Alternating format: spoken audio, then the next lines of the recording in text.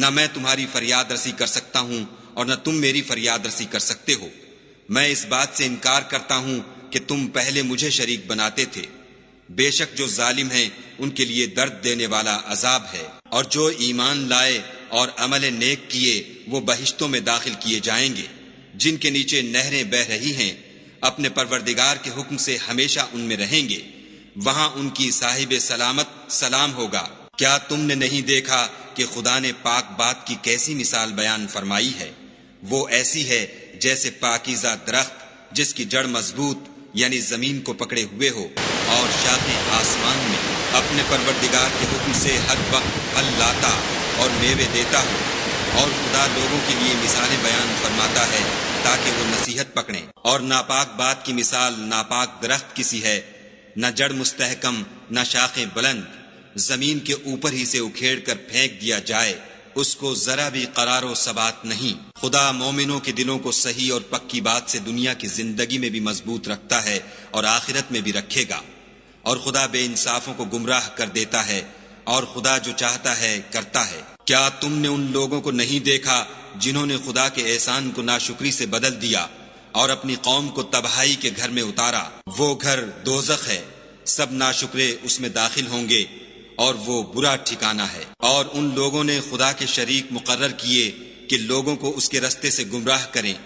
کہہ دو کہ چند روز فائدے اٹھا لو، آخر کار تم کو دوزخ کی طرف لوٹ کر جانا ہے۔ اے پیغمبر صلی اللہ علیہ وآلہ وسلم، میرے مومن بندوں سے کہہ دو کہ نماز پڑھا کریں، اور اس دن کے آنے سے پیشتر جس میں نہ اعمال کا سودا ہوگا اور نہ دوستی کام آئے گی، ہمارے دیے ہوئے مال میں سے در پردہ اور ظاہر خرچ کرتے رہیں۔ خدا ہی تو ہے جس نے آسمانوں اور زمین کو پیدا کیا اور آسمان سے مے برسایا، پھر اس سے تمہارے کھانے کے لیے پھل پیدا کیے، اور کشتیوں اور جہازوں کو تمہارے زیر فرمان کیا تاکہ دریا اور سمندر میں اس کے حکم سے چلیں، اور نہروں کو بھی تمہارے زیر فرمان کیا، اور سورج اور چاند کو تمہارے لیے کام میں لگا دیا کہ دونوں دن رات ایک دستور پر چل رہے ہیں، اور رات اور دن کو بھی تمہاری خاطر کام میں لگا دیا، اور جو کچھ تم نے مانگا سب میں سے تم کو عنایت کیا، اور اگر خدا کے احسان گننے لگو تو شمار نہ کر سکو، مگر لوگ نعمتوں کا شکر نہیں کرتے۔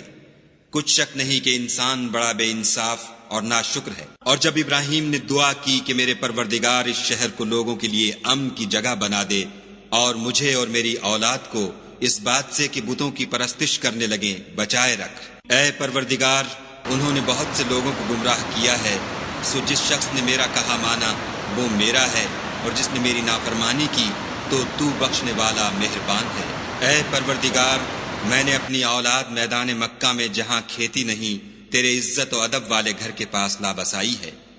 اے پروردگار، تاکہ یہ نماز پڑھیں، تو لوگوں کے دلوں کو ایسا کر دے کہ ان کی طرف جھکے رہیں، اور ان کو میووں سے روزی دے تاکہ تیرا شکر کریں۔ اے پروردگار، جو بات ہم چھپاتے اور جو ظاہر کرتے ہیں تو سب جانتا ہے، اور خدا سے کوئی چیز مخفی نہیں، نہ زمین میں نہ آسمان میں۔ خدا کا شکر ہے جس نے مجھ کو بڑی عمر میں اسماعیل اور اسحاق بخشے، بے شک میرا پروردگار دعا سننے والا ہے۔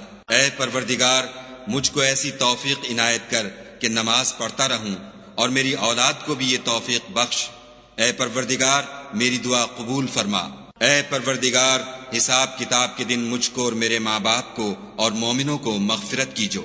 اور مومنوں، مت خیال کرنا کہ یہ ظالم جو عمل کر رہے ہیں خدا ان سے بے خبر ہے، وہ ان کو اس دن تک مہلت دے رہا ہے جبکہ دہشت کے سبب آنکھیں کھلی کی کھلی رہ جائیں گی، اور لوگ سر اٹھائے ہوئے میدان قیامت کی طرف دوڑ رہے ہوں گے، ان کی نگاہیں ان کی طرف لوٹ نہ سکیں گی، اور ان کے دل مارے خوف کے ہوا ہو رہے ہوں گے۔ اور لوگوں کو اس دن سے آگاہ کر دو جب ان پر عذاب آ جائے گا، تب ظالم لوگ کہیں گے کہ اے ہمارے پروردگار، ہمیں تھوڑی سی مدت مہلت عطا کر تاکہ ہم تیری دعوت توحید قبول کریں اور تیرے پیغمبروں کے پیچھے چلیں۔ تو جواب ملے گا، کیا تم پہلے قسمیں نہیں کھایا کرتے تھے کہ تم کو اس حال سے جس میں تم ہو زوال اور قیامت کو حساب اعمال نہیں ہوگا؟ اور جو لوگ اپنے آپ پر ظلم کرتے تھے تم ان کے مکانوں میں رہتے تھے، اور تم پر ظاہر ہو چکا تھا کہ ہم نے ان لوگوں کے ساتھ کس طرح کا معاملہ کیا تھا، اور تمہارے سمجھانے کے لیے مثالیں بیان کر دی تھیں۔ اور انہوں نے بڑی بڑی تدبیریں کی اور ان کی سب تدبیریں خدا کے ہاں لکھی ہوئی ہیں۔ گو وہ تدبیریں ایسی غضب کی تھیں کہ ان سے پہاڑ بھی ٹل جائیں۔ تو ایسا خیال نہ کرنا کہ خدا نے جو اپنے پیغمبروں سے وعدہ کیا ہے اس کے خلاف کرے گا۔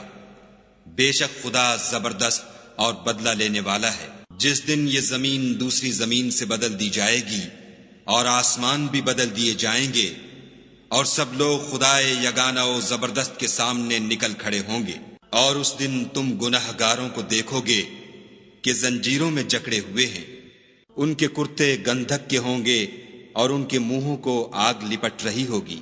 یہ اس لیے کہ خدا ہر شخص کو اس کے اعمال کا بدلہ دے۔ بے شک خدا جلد حساب لینے والا ہے۔ یہ قرآن لوگوں کے نام خدا کا پیغام ہے تاکہ ان کو اس سے ڈرایا جائے اور تاکہ وہ جان لیں کہ وہی اکیلا معبود ہے، اور تاکہ اہل عقل نصیحت پکڑیں۔